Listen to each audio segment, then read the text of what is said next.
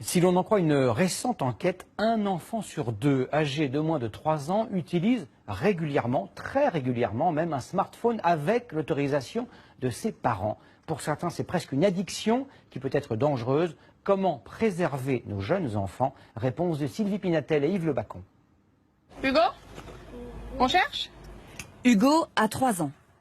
Et lorsque sa mère l'appelle pour jouer, Qu'est-ce que c'est? Ça, c'est il vient se lever dans ses bras Bravo. Et comment est fait la vache? et répond à ses questions normalement. Bravo. Et comment il fait le cheval?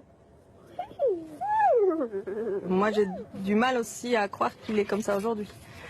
Parce que c'était très différent il y a encore 6 mois, 1 an, c'était un autre enfant.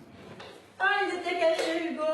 Ces images ont 6 mois et ont été tournées dans le cabinet d'une psychomotricienne. Hugo était alors un enfant dans sa bulle, Il est le chocolat. exposé aux écrans 3 à 4 heures par jour. Chocolat. Il ne parlait pas et le moindre contact physique l'indisposait. Coucou les bras. Toujours pas de regard dans les yeux. Qu'est-ce que vous faites, madame? Pourquoi vous faites ça? Même avec vous? Ah, même avec moi. Pour expliquer tous ces troubles, les médecins ont envisagé l'autisme. Personne ne songe alors aux écrans. C'est pourtant la thèse défendue par le docteur Ducanda et un collectif de médecins qui, dans cette vidéo, alertent autorités et parents contre les effets d'une surexposition aux écrans.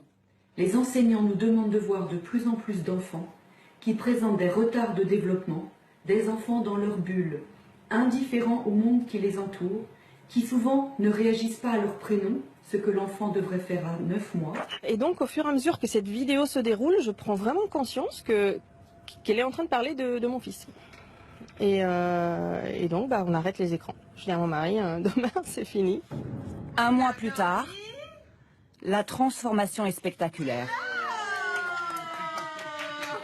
Et lui, qui ne parlait pas, a appris 200 mots en 2 mois. C'est un gros cochon, ça. Ça, c'est quoi? Le cochon, papa. Et pour le docteur Ducanda, Cochon. c'est impressionnant. Cela ne fait aucun doute.